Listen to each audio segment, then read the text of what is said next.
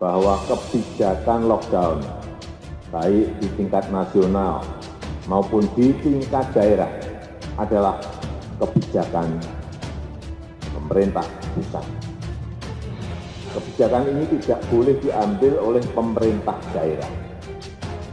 Dan sampai saat ini tidak ada kita berpikiran ke arah kebijakan lockdown. Kota Tegal ini ke depan ini tentunya besok ini sudah saya nyatakan adalah kota yang darurat, ini harus penanganan yang serius. Untuk besok kita akan berencana bahwa Kota Tegal ini full untuk istilahnya lokal lockdown. Jadi seluruh perbatasan kita rencananya akan kita tutup.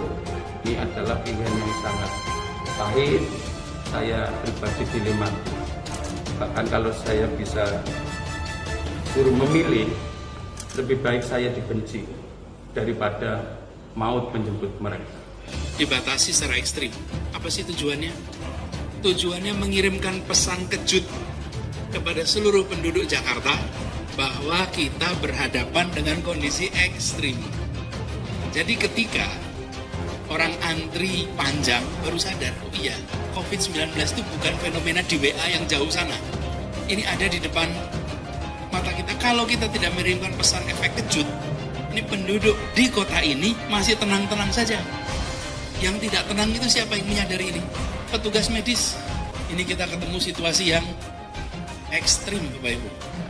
Jadi betul-betul tindakannya cepat, berani, harus berani, tidak populer, tidak apa-apa. Karena yang nomor satu adalah soal keselamatan. Kebijakan Presiden Joko Widodo yang sangat liberal menegasi atau mengurangi hak warga negara untuk mendapatkan pekerjaan dan penghidupan yang layak bagi kemanusiaan. Dengan realitas itu kami berharap sudi kiranya Presiden Joko Widodo berkenan untuk mengundurkan diri karena tidak mampu memimpin bangsa Indonesia.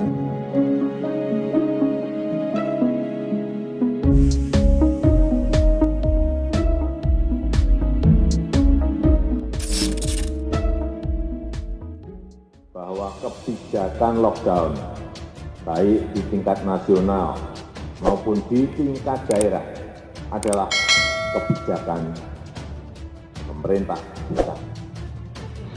Kebijakan ini tidak boleh diambil oleh pemerintah daerah. Dan sampai saat ini tidak ada kita berpikiran ke arah kebijakan lockdown. Kota Tegal ini ke depan ini tentunya besok ini sudah saya nyatakan adalah kota yang darurat, ini harus penanganan yang serius. Untuk besok kita akan berencana bahwa Kota Tegal ini full untuk istilahnya lokal lockdown. Jadi seluruh perbatasan kita rencananya akan kita tutup. Ini adalah pilihan yang sangat pahit. Saya pribadi dilematis. Bahkan kalau saya bisa suruh memilih, lebih baik saya dibenci daripada maut menjemput mereka. Dibatasi secara ekstrim. Apa sih tujuannya?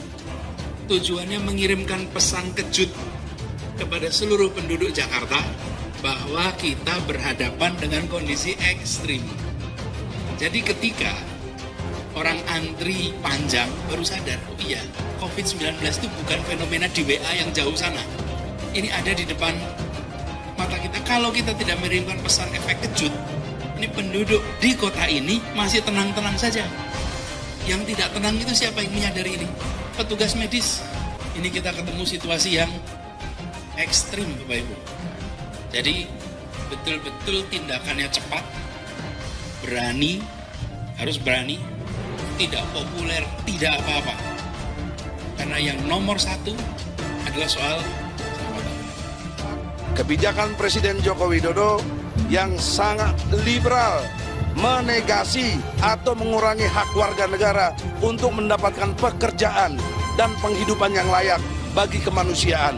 Dengan realitas itu kami berharap sudi kiranya Presiden Joko Widodo berkenan untuk mengundurkan diri karena tidak mampu memimpin bangsa Indonesia. Jika tidak berani tegas, silahkan Jokowi lockdown mundur dari jabatan presiden. Gelora.co. Kebijakan yang diambil pemerintahan Presiden Joko Widodo belum bisa menjawab permasalahan yang ada di tengah pandemik virus corona atau COVID-19. Di lapangan, masyarakat berjuang sendiri, rakyat berjuang masing-masing dalam melawan corona. Tidak ada yang kasih uang ketika hilang pendapatan harian.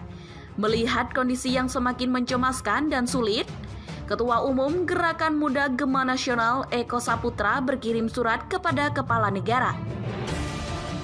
Eko Saputra meminta, apabila Jokowi tidak berani tegas, silahkan men-lockdown diri sendiri, mundur dari jabatan presiden. Ini isi surat terbuka Ketum Gema Nasional Eko Saputra kepada Presiden Joko Widodo. Surat terbuka buat Presiden Indonesia Joko Widodo. Saya yang bernama Eko Saputra saat ini menjabat sebagai Ketua Umum Gerakan Muda Nasional Gema Nasional. Meminta kepada Bapak Presiden untuk bisa lebih jantan dan terbuka melihat situasional nasional saat ini khususnya dalam mengantisipasi virus corona atau COVID-19. Yang semakin hari semakin menjalar dan mewabah ke berbagai daerah di seluruh Indonesia. Kami mempertanyakan sikap pemerintah dalam hal ini. Bapak Presiden sendiri sebagai pucuk pemimpin tertinggi kekuasaan. Kenapa sampai detik ini ibu kota dan berbagai provinsi di Indonesia tidak berlakukan lockdown dan siaga 1 terkait status perkembangan virus corona? Perlu sedikit kami sampaikan bahwa saat ini posisi rakyat sedang berada di posisi linglung dan kebingungan serta ketakutan. Akibat Anda tidak berani tegas dalam mengambil kebijakan. Seharusnya Bapak bisa merembuk dengan seluruh menteri di bawah Bapak, khususnya Menteri Keuangan, untuk membahas permasalahan ini, agar kami rakyat yang berada di bawah pemerintahan Anda bisa merasa lebih nyaman, aman, dan juga tidak dihantui rasa takut dan khawatir dalam menghadapi resiko ini. Bapak seharusnya bisa lebih melihat situasi yang terjadi di negara Italia atau bahkan Perancis. Bagaimana virus dan wabah ini menjalar dengan sangat cepat hingga melumpuhkan seluruh dunia dan menyebabkan angka kematian yang tinggi. Hal ini karena mereka sepele, Pak. Saya juga merasa heran dengan tingkah pola seluruh pejabat dan juga penjilat di bawah pemerintahan Bapak. Sebenarnya kinerja mereka itu apa, Pak? Jika alasan lockdown bisa melemahkan ekonomi rakyat dan melumpuhkan semua hal lainnya, kenapa tidak diperintahkan Bukok untuk mensubsidi beras kepada rakyat miskin dan juga sembako lainnya? Agar ketakutan dan kekhawatiran itu tidak berubah menjadi keterpaksaan dan akhirnya melawan. Perlu juga Bapak cerdasi bahwa mayoritas masyarakat kelas menengah ke bawah saban hari harus bertarung mempertaruhkan nyawanya demi sesuap nasi dan sekilo beras. Jika dalam situasi setengah-setengah seperti saat ini, apakah mereka bisa bertahan? Mikir dong, Pak. Jika kami tidak berteriak, maka siapa dan kapan mau diteriakkan? Saat ini kami dipaksa untuk stay at home dan mempopulerkan media sosial dan lainnya. Kami dibubarkan untuk berkumpul dan lainnya. Lalu situasi ini sebenarnya situasi apa? Jika memang Bapak tidak berani tegas, kami sarankan Bapak untuk melockdown diri sendiri sambil menulis surat